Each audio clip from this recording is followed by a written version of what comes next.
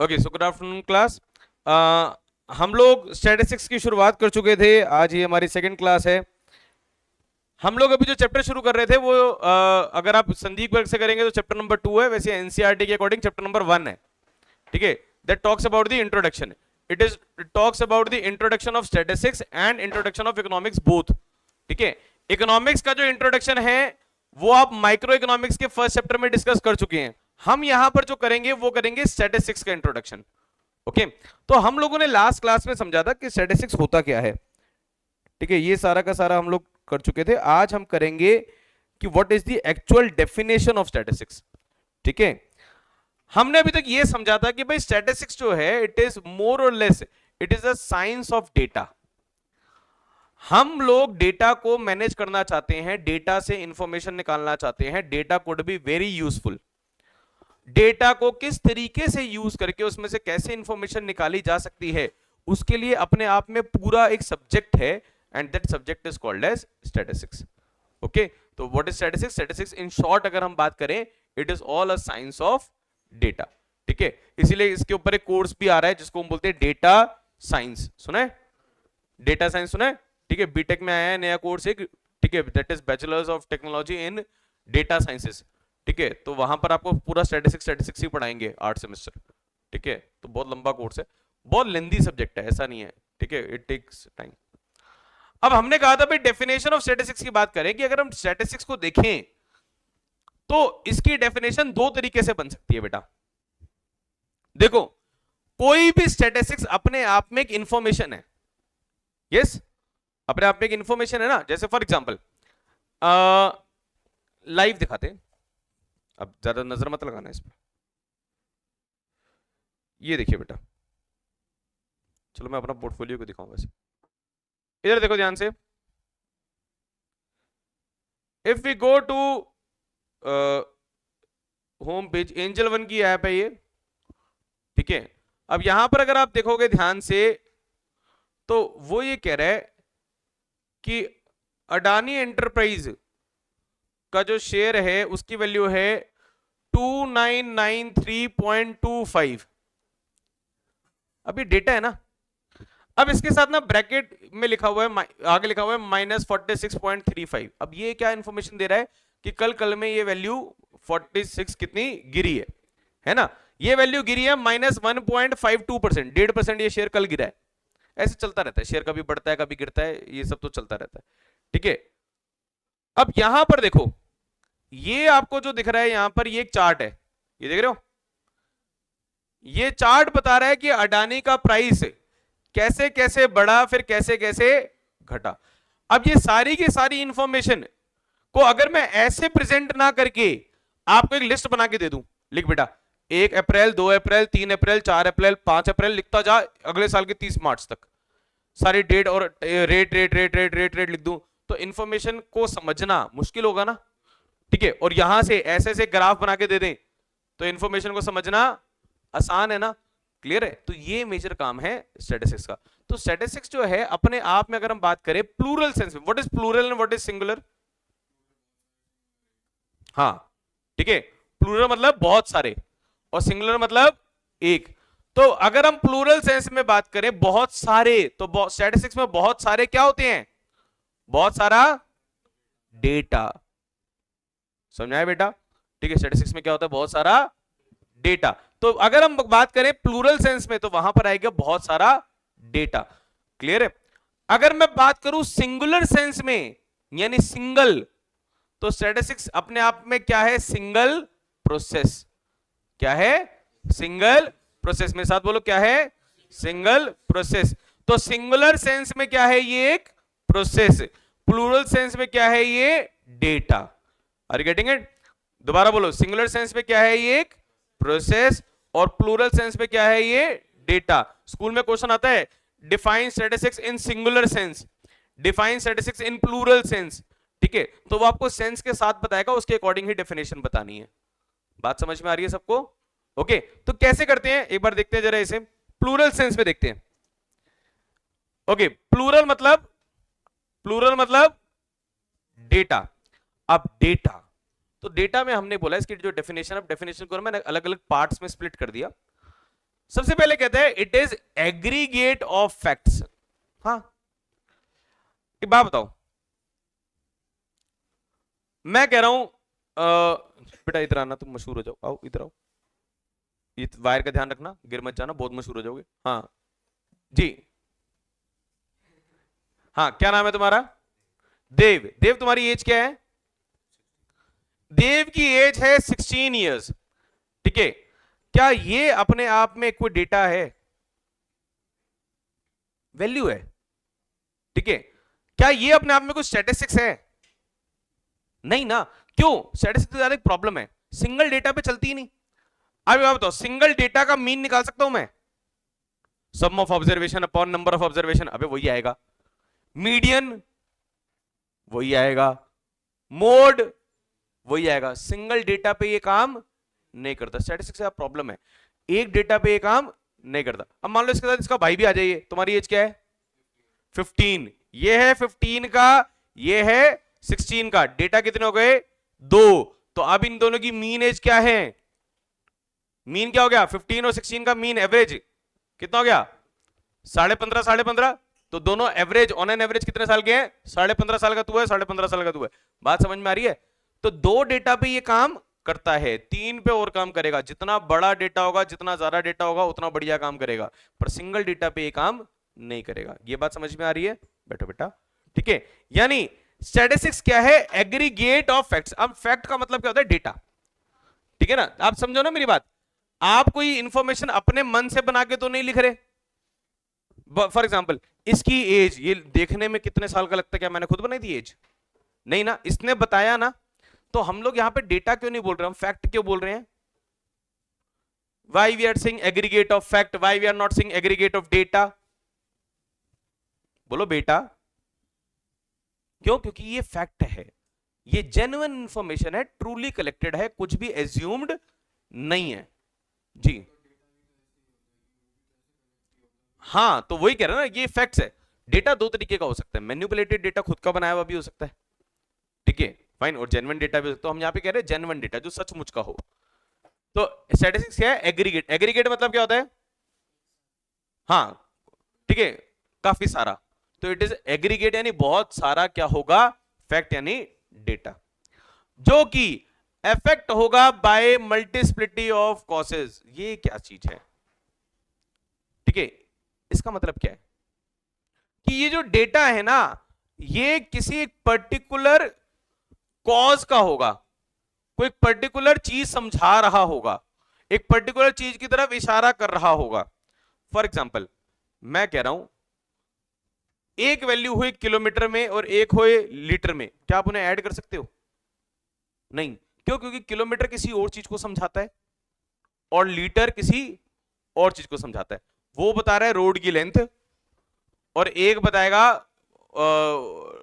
Litre क्या बताएगा? Volume, है ना, एक तरीके से वॉल्यूम को इंडिकेट करेगा। दोनों अलग अलग चीज को इंडिकेट कर रहे हैं ना, तो इन पे कोई स्टैटिस्टिक्स नहीं लग सकता। स्टैटिस्टिक्स उन्हीं पे लग सकता है जो कि अफेक्टेड हो मल्टीपल कॉजेज से, बहुत सारी रीजन से, ठीक है, क्लियर है, बहुत सारे रीजन हो जो उन्हें इफेक्ट करे, और दोनों एक जैसे होने चाहिए। जैसे एज मैंने इससे पूछी, एज मैंने इससे पूछी, एज एज एक तरह का डेटा हुआ, ठीक है। Age is affected by time, ठीक है, it could be affected by many things, ठीक है, क्लियर है, फाइन। तो affected by multiplicity of causes, जो कि न्यूमेरिकली एक्सप्रेस्ड होंगे। हाँ, ये स्टैट से अब परेशानी है, नॉन न्यूमेरिकल चीजों पे हम डेटा जो है स्टैटिस्टिक्स नहीं लगा सकते। इसीलिए तो वो आपसे पूछते हैं, भाई आपको हमारी सर्विसेज कैसी लगी, प्लीज रेट कर दीजिए 1 से लेके 5 तक। वो रेटिंग कराते हैं ना, क्यों? क्योंकि सर्विस कैसी लगी, कोई मैं तुम्हें, हाँ ठीक थी, ठीक थी मतलब बहुत खराब थी या एवरेज से थोड़ी ऊपर थी, क्या थी? What is your definition? तो हम कहते हैं 1 से लेके 5 तक रेटिंग देते। तो हम क्या करते हैं, क्वालिटेटिव इंफॉर्मेशन पे भी जब स्टैटिस्टिक्स लगाते हैं तो उसको पहले क्वांटिटेटिव में, नंबर में रिप्रेजेंट करते हैं। तो हमने क्या बोला? Numerically expressed. या तो ये वैल्यू एन्यूमरेटेड होनी चाहिए, एन्यूमरेटेड मतलब खुद कैलकुलेट करी हुई, न्यूमेरिकली जो कैलकुलेट हो सकती है, या ये एस्टिमेटेड होनी चाहिए, जैसे अभी तुमने सेटिस्फेक्शन का बोला, ठीक है, फाइन, तो वैसे भी चलेगी। एन्यूमरेटेड मतलब एक्चुअल, जैसे एज, एज तो तुमने कोई अंदाजा तो नहीं लगाया ना, या अंदाजा भी हो सकता है कोई, ठीक है। तो एन्यूमरेटेड और estimated according to reasonable standard of accuracy, yes. आपका डेटा अगर एक्यूरेट नहीं हुआ तो उस पर आप जो कुछ भी एनालिसिस करोगे वो सारा का सारा गलत हो जाएगा। तो आपका डेटा बिल्कुल एक्यूरेट होना चाहिए, तो वो एक्यूरेसी होनी चाहिए।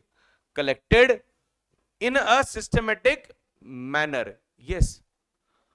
ठीक है, अगर डेटा आपने सिस्टमेटिक मैनर में कलेक्ट नहीं किया तो जो आप इंफॉर्मेशन निकाल रहे हैं वो इंफॉर्मेशन गलत हो जाएगी।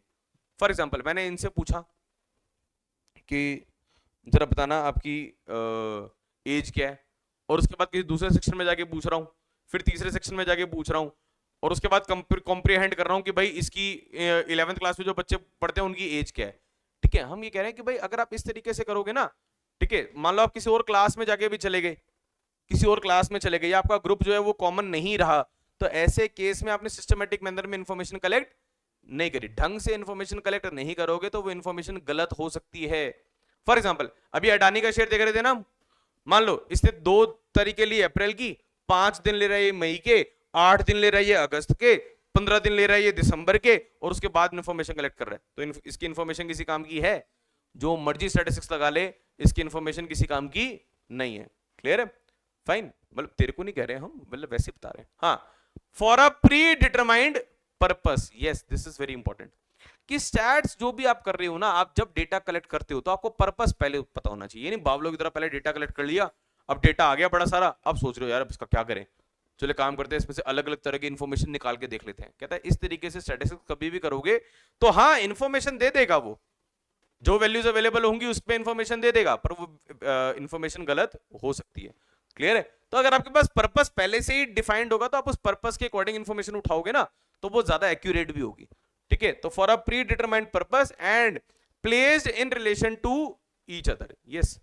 11th क्लास के बच्चे तो 11th क्लास का ही सारा डेटा लो। ठीक है, मान लो आप कह रहे हो भाई मैं देख रहा हूं कि लोग फास्ट फूड से कितने ज्यादा सेटिस्फाइड है, ठीक है, और आपने बीच में ले लिया भाई चलो साउथ इंडियन में तो फास्ट फूड टाइप ही है, चलो एक काम करो यार नॉर्थ इंडियन में खा रहा है तो वो भी फास्ट फूड टाइप ही ले लेते हैं, सबका डेटा इकट्ठा कर लेते हैं। नहीं, जो डेटा कर रहे हो सारे के सारे एक दूसरे से रिलेटेड होने चाहिए, एक ही तरह का डेटा होना चाहिए, अलग अलग तरह का नहीं होना चाहिए। समझ में आ रही है बात? स्टैट्स की definition in plural form, that it is a aggregate of fact affected by multiplicity of causes, numerically expressed, enumerated या estimated according to reasonable standard of accuracy, collected in the systematic manner for a predetermined purpose and placed in relation to each other। ठीक है, यही definition आगे जाके बन जाते हैं एक टॉपिक, एक सेकंड रुकना, कुछ ज्यादा आगे चलो, हाँ, ये बन जाएगा एक topic which is called as characteristics of statistics। कि स्टैटिस्टिक्स क्या क्या कैरेक्टरिस्टिक्स है, इसी डेफिनेशन को तोड़ा हुआ है। ठीक है, अब देखो ना, ये देखो, statistics is aggregate of fact affected by multiplicity of causes, numerically expressed, enumerated or estimated, ठीक है, then statistics are collected in the systematic manner for a predetermined purpose placed in relation to each other। Are you getting it? एक definition याद कर दोगे ना तो उसके अंदर कैरेक्टरिस्टिक्स भी आ जाएंगे और नॉर्मल भी आ जाएगा। क्लियर है? समझ में आ रहा है? पक्का? ठीक है, ये अभी आपको मिल जाएगी पीपीटी, ठीक है, क्लास के एंड में आपके ग्रुप पे आ जाएगी जी। नेक्स्ट देखिए बेटा, बात करते हैं सिंगुलर सेंस में। अगर मैं बात करूं सिंगल अपने आप में, स्टैटिस्टिक्स एक क्या है? स्टैटिस्टिक्स एक प्रोसेस है, बताया था ना। स्टैटिस्टिक्स सिंगुलर सेंस में क्या है? अपने आप में एक प्रोसेस है। अब ये प्रोसेस क्या है, मेरी बात सुनो, चलो छोड़ो, तुम्हें एक डेटा देते हैं, ठीक है, एक एक्सरसाइज करते हैं। लेट सपोज मैं कह रहा हूं भाई यहां पे जितने भी बच्चे बैठे हैं उन सबका डेटा लो। ठीक है, क्या कर रहे हो? तुम्हारा मैसेज ही आ जा रहे हैं। हाँ, मान लो मैं तुम्हें कह रहा हूं इसका डेटा लो, तुमने क्या किया? एक पेज के ऊपर नोट करे जा रहे हो, करे जा रहे हो, करे जा रहे हो, करे जा रहे हो, करे जा रहे हो। पहले तो डेटा को रिकॉर्ड किया, उसके बाद क्या करोगे? सीधा एनालाइज करना शुरू कर दोगे। अब भाई हाँ, पहले उसको अलग अलग अलग अलग ग्रुप्स में डिवाइड करोगे। मान लो भाई तुम्हें एक्सरसाइज दे दी कि भाई बताओ एवरेज एज क्या है स्कूल में पढ़ने वाले बच्चे की। ठीक है, तो क्या करोगे? स्कूल में नर्सरी से लेके 12th क्लास तक जितने बच्चे हैं उनका नाम, एज, नाम, एज, नाम, एज, नाम, एज लिखोगे। फाइन, उसके बाद अलग अलग नर्सरी वाले अलग कर दोगे, फर्स्ट वाले अलग कर दोगे, सेकंड वाले अलग कर दोगे, ग्रुप कर दोगे। ठीक है, ग्रुप करने के बाद उनको एनालाइज करना शुरू करोगे। तो जैसे तुम लोग सोच रहे हो ना, स्टैट्स भी उसी तरीके से होता है, प्रोसेस वही है। देखो कह रहे स्टैटिस्टिक्स क्या है, एक प्रोसेस है which is defined as science of collection, presentation, analysis and interpretation of data. ठीक है, फाइन। तो यही प्रोसेस बन जाएगा।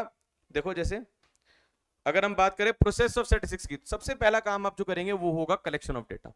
पहले तो है डेटा को इकट्ठा करो, और अभी क्या है, कैसे भी इकट्ठा करो। अब तुम कह रहे हो भाई मैं एक काम करता हूँ, एक छोटी सी स्लिप बना लेता हूँ, सारी क्लासेस में दे दूंगा स्लिप।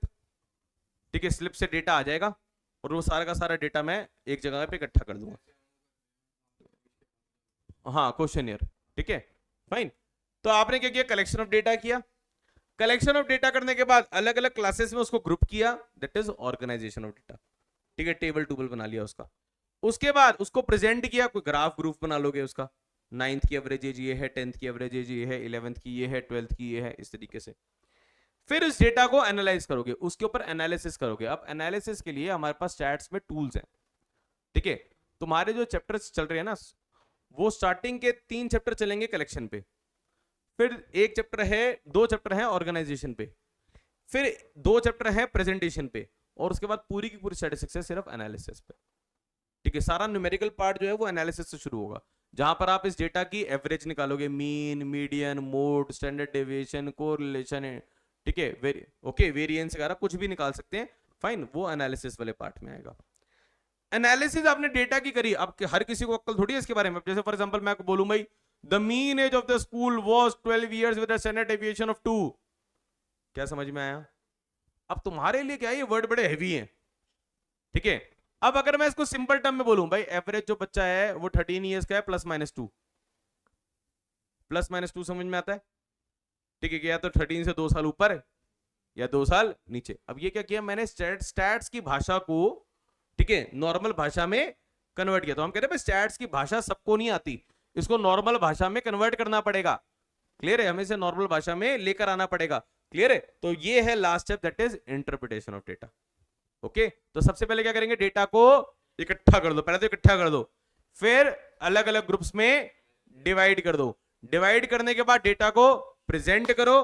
प्रेजेंट करने के बाद उसके ऊपर कोई एनालिसिस लगाओ और उसकी इंफॉर्मेशन को इंटरप्रेट करो। समझ में आ रही है बात? स्टेप समझ में आ रही है? Data collection, organisation, presentation, analysis और इंटरप्रिटेशन। Okay, fine. तो इसको बोलते हैं कोपाई। ठीक है, कलेक्शन, ऑर्गेनाइजेशन, COPAI, कोपाई। Okay, fine. Collection of data, organisation of data, presentation of data, analysis of data और इंटरप्रिटेशन ऑफ डेटा। क्लियर है? प्रोसेस समझ में आ रहा है? पक्का? यही प्रोसेस है, यही बन जाता है characteristics of statistics in singular sense. अगर वो पूछ ले तो वो भी सेम बात कर रहा है। ठीक है, तो collection of statistics in singular sense भी क्या है, ये प्रोसेस ही है। Okay, fine. नेक्स्ट जो टॉपिक आता है इसके अंदर वो आता है एक इंपॉर्टेंस ऑफ स्टैटिस्टिक्स, वो हम ऑलरेडी लास्ट क्लास में डिस्कस कर चुके थे। ठीक है, वो आता है पेपर में, या पेपर में आने वाला सबसे ज्यादा कॉमन क्वेश्चन है ये लिमिटेशंस ऑफ स्टैटिस्टिक्स। बहुत ज्यादा आता है पेपर में। जी हाँ, जिसकी तारीफ हम इतनी ज्यादा कर रहे हैं ना कि इसके बिना कुछ हो नहीं सकता, ये बड़ा इंपॉर्टेंट है। ठीक है, सबसे इंपॉर्टेंट चीज यही है, ये बड़ी सारी यूजफुल इंफॉर्मेशन दे देता है। ठीक है, इसके साथ परेशानियां भी हैं। There are various limitations of statistics. क्या क्या? पहली चीज ये बात करती है सिर्फ नंबर की, क्वालिटेटिव फिनोमिना के बारे में बात नहीं करती। अच्छा, पहले तो ये बताओ what is qualitative and what is quantitative. बच्चों को यही नहीं पता होता। यस, क्वांटिटेटिव वो चीज होती है जो न्यूमेरिकल होती है, और क्वालिटेटिव वो जो न्यूमेरिकल नहीं होती है ना, जो न्यूमेरिकल नंबर्स की टर्म में रिप्रेजेंट नहीं करी जा सकती। गलत, बहुत गलत डेफिनेशन है ये। मैंने कई स्कूल टीचर्स को देखा ये डेफिनेशन यूज करते हुए, ये गलत है। आप समझो मेरी बात, खेल सिर्फ नंबर का नहीं है, यहां पर खेल कुछ और है बेटा। हम we are not saying it should be numerically represented और नॉट न्यूमेरिकल। अच्छा एक बात बताओ, तुम्हारा फोन नंबर मैं एक लिस्ट बना रहा हूं फोन नंबर्स की, इनका फोन नंबर, इनका फोन नंबर, इनका फोन नंबर, सबका फोन नंबर लिख दिया। क्या मैं इसके बेस पे इंफॉर्मेशन निकाल सकता हूं कि ऑन एन एवरेज क्लास का एवरेज फोन नंबर ये है? एवरेज फोन नंबर ये है? कोई काम किए एवरेज फोन नंबर है? तुम कौन से हाउस नंबर में रहते हो? 188 में, और तुम 145 में। ठीक है, ये 145 में रहते हैं, 188 में रहते हैं, ऐसे सबके हाउस नंबर में ऐड कर दूं और एवरेज बोलूं, ऑन एन एवरेज सारे बच्चे करीब करीब 112 नंबर हाउस में रहते हैं। चले जाओगे 112 नंबर घंटी बजाने? ठीक है, यूजलेस बात हुई ना। ठीक है, तो वो इंफॉर्मेशन जिन पे mathematical operations of addition and subtraction काम नहीं करते, वो सारे के सारे इंफॉर्मेशन क्वालिटेटिव इंफॉर्मेशन है। जैसे फोन नंबर्स को ऐड कर सकते हो, सब्ट्रैक्ट कर सकते हो? नहीं ना, वो किसी को रिप्रेजेंट कर रही हैं। क्वालिटेटिव वो इंफॉर्मेशन होती है जो कि भले ही नंबर की फॉर्म में लिखी हो, पर वो किसी को रिप्रेजेंट कर रही हो। ठीक है, फाइन। जैसे तुम्हारा नाम, अब तुम्हारा नाम हो अगर चंद्रगुप्त 1, चंद्रगुप्त 2, चंद्रगुप्त 3, तो इसमें क्या बोलोगे? 1 2 3, ऑन एन एवरेज चंद्रगुप्त 2 थे। है नहीं ना, वो नाम है, वो आइडेंटिटी है। Are you getting it? भले ही न्यूमेरिकल टर्म्स में लिखी है, पर वो क्वांटिटेटिव नहीं है। क्लियर है? क्लियर है? वो क्वालिटेटिव है। समझ में आ रही है बात? क्वालिटेटिव वो होती है जो कि पर्सन टू पर्सन वेरी करती है, पर्सन टू पर्सन अलग अलग है। फाइन। हाँ, क्वालिटेटिव कभी भी न्यूमेरिकल टर्म्स में नहीं होती, पर क्वांटिटेटिव में भी ध्यान रखना है कि सारी चीजें जो न्यूमेरिकल टर्म में होती हैं वो सारी क्वांटिटेटिव नहीं होती। जैसे फोन नंबर मैंने आपको एग्जांपल दिया, एड्रेस मैंने आपको एग्जांपल दिया, पिन कोड। ठीक है, ये सारी की सारी चीजें न्यूमेरिकल टर्म्स में रिप्रेजेंटेड हैं, न्यूमेरिकल टर्म में रिप्रेजेंटेड हैं। ठीक है, पर क्या इन पे कोई मैथमेटिकल ऑपरेशन लग सकता है? नहीं। तो जिन पे कोई मैथमेटिकल ऑपरेशन नहीं लगेगा वो क्या है? क्वालिटेटिव है। हम कहते हैं स्टैट जो है वो क्वालिटेटिव फिनोमिना पे काम ही नहीं करता। ठीक है, आप क्वालिटेटिव, जैसे फॉर एग्जांपल मैंने आपको बताया ना सेटिस्फेक्शन का सर्वे, तो आप क्या करते हो? 1 से लेके 5 तक के स्केल पे रेटिंग कराते हो, आप उसे क्वांटिटेटिव में कन्वर्ट करते हो, क्योंकि क्वालिटेटिव पे चलता ही नहीं। ठीक है, नेक्स्ट क्या बीमारी है इसके साथ? दूसरी, स्टैट्स की जो लॉ है ये झूठ है, ये सब्जेक्ट ही गलत है, दिस इज नॉट एग्जैक्ट। जैसे मैं कह रहा हूं, अभी तुम्हारे 10th का रिजल्ट नहीं आया ना, एक 10th का रिजल्ट बनाते हैं। लिखो बेटा सब्जेक्ट के नाम, लिखो maths, science, English, SST, Hindi. हाँ बेटा, तुम्हारे आए बेटा मैथ्स में 100 में से 100। ठीक है, साइंस में आए बेटा 100 में से 0। ठीक है, इंग्लिश में आए बेटा 50 नंबर, दे भी देते हैं। ठीक है, एसएसटी में आए 0। ठीक है, और हिंदी में आए 100। ठीक है, अब ऐसे में अगर देखा जाए तो इसके 5 सब्जेक्ट का टोटल कितना आ रहा है? 250। 250 डिवाइडेड बाय 5 कितना आया? 50, यानी इसके 50% नंबर है, बच्चा पास। ठीक है, जबकि 2 सब्जेक्ट में क्या है इसके? 0। जब 50 हमने कर दिया, 50 क्या थी इसकी? एवरेज। एवरेज का मतलब क्या होता है? हम कहते हैं ऑल एवरेज का मतलब ये है कि ऑलमोस्ट सारे सब्जेक्ट में इसके करीब करीब 50 नंबर है। किसी में भी 50 है, एक में। तो एक के साथ ये सच थी, बाकी सबके साथ ये झूठ थी। तो ये जो बता रही है वो क्या है? ये क्या है बेटा? तुम जो बोलते रहते क्या है? वो क्या है? झूठ है। ठीक है, फाइन। क्लियर है ना? जैसे तुम क्लास में आने ना आने पे तुम अलग अलग रीजन देते हो, वो सारे के सारे क्या है? झूठ हैं। They are not exact. Statistics is not exact, ये सच नहीं बोलती। ठीक है, ये बीमारी है। तो हम पढ़ क्यों रहे हैं? तुम्हारे बारे में नहीं बेटा, झूठ भी पढ़ाना। तुम झूठों को तो झूठ ही पढ़ाएंगे ना, सच्चे बच्चे को सच पढ़ाएंगे। हाँ जी, next. Stats does not study individuals. हाँ, एक पर्टिकुलर इंफॉर्मेशन को, एक डेटा पे कोई स्टैटिस्टिक्स नहीं लगती। मैंने आपको बताया था it is aggregate of fact, single data पे काम नहीं करती। तो ये इसकी बीमारी नंबर 3। बीमारी number 4, it statistics can be misused. Yes, और इसी लिमिटेशन पे लिखो, statistics can be misused.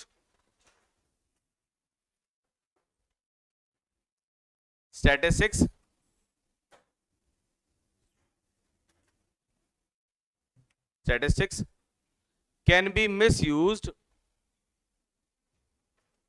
is also referred as distrust of statistics. Yes, ये क्वेश्चन एग्जाम में इतने अलग अलग तरीके से आता है ना। डिस्ट्रस्ट मतलब क्या होता है? जैसे तुम है ना, कह रहे जिस पे ट्रस्ट नहीं कर सकते, ठीक है। डिस्ट्रस्ट का मतलब वही है जिस पे आप यकीन नहीं कर सकते। हम कहते हैं स्टैटिस्टिक्स पे आप यकीन नहीं कर सकते, ये वैल्यूज मैनिपुलेटिव होती हैं, इनको मिसयूज किया जा सकता है।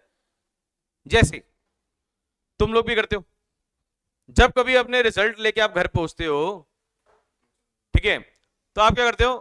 अच्छा, तुम झूठ ही बोलते हो? नहीं नहीं, मैं कह रहा हूं सच बोलते हो। देखो, हमने ये तो पहले ही बता दिया, it is based on aggregate of fact, झूठ तो बोलना ही नहीं है।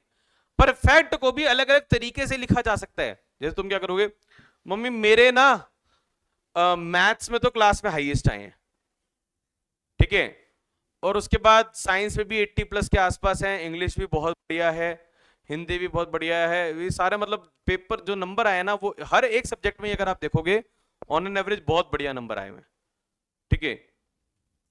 अच्छा, थोड़े ना वो एसएसटी में दिक्कत हो गई, एसएसटी में थोड़े 10 नंबर है, बट छोड़ो ना उसे, ऑन एन एवरेज अगर हम बात करें तो हमारे नंबर कितने ज्यादा हैं।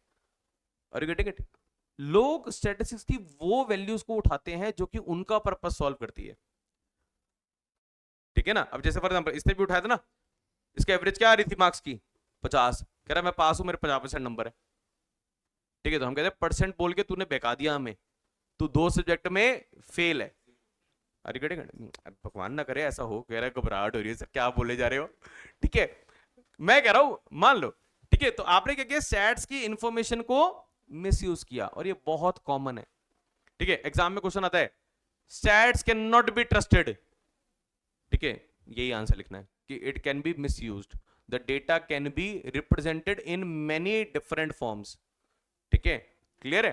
अब जैसे फॉर एग्जांपल सरकार क्या बोलती है, भाई कोई बंदा इलेक्शन में खड़ा है, वो कहता है हमारी सरकार आने के बाद देश में गरीबी सिर्फ 2000 बढ़ी है, क्वांटिटी में, उसने बोला क्वांटिटी में 2000 बढ़ी है, पॉपुलेशन कितनी बड़ी है, ठीक है। अब पॉपुलेशन के हिसाब से गरीब, अब कोई कोई ऐसे रिप्रेजेंट कर दे, एक तो होता है पॉवर्टी बता रहा हूं मैं, मेरे देश में पॉवर्टी इतनी बड़ी है, दूसरा है मैं पॉवर्टी बता रहा हूं इन रिलेशन टू पॉपुलेशन। मैं क्या बोल रहा हूं, देखो जी पॉपुलेशन तो बड़ी है 1 करोड़, ठीक है, और पॉवर्टी बढ़ी है सिर्फ 2000। आप देखो ना, पॉवर्टी बढ़ने का रेट कम हो गया, पॉवर्टी कम नहीं हुई, उसके बढ़ने का रेट कम हो गया। अब आपने क्या किया, अब आप डेटा से खेल रहे हो, are you getting it, clear है। तो वो जब डेटा से खेलते हैं ना इस तरीके से, तो ये हम कहते हैं statistics can be misused.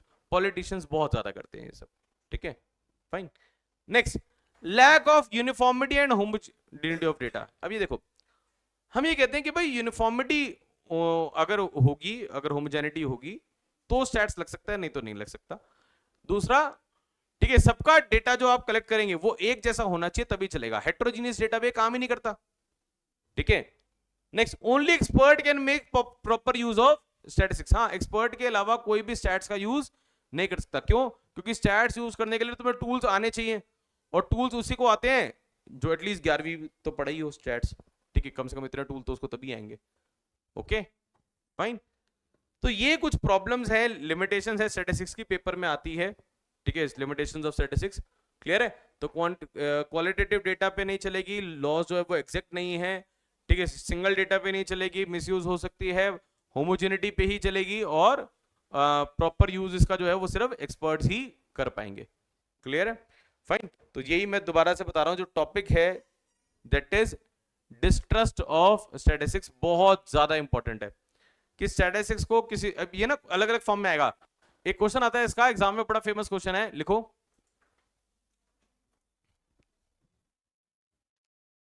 Statistics can blow the wind in any direction, can blow the wind in any direction, explain. ठीक है, तो आपको क्या समझाना है? डिस्ट्रस्ट ऑफ स्टैटिस्टिक्स, कि भाई किसी भी डायरेक्शन में कुछ भी बोल सकता है वो। ठीक है, एक और क्वेश्चन आता है इसका, स्टैटिस्टिक्स कैन मेक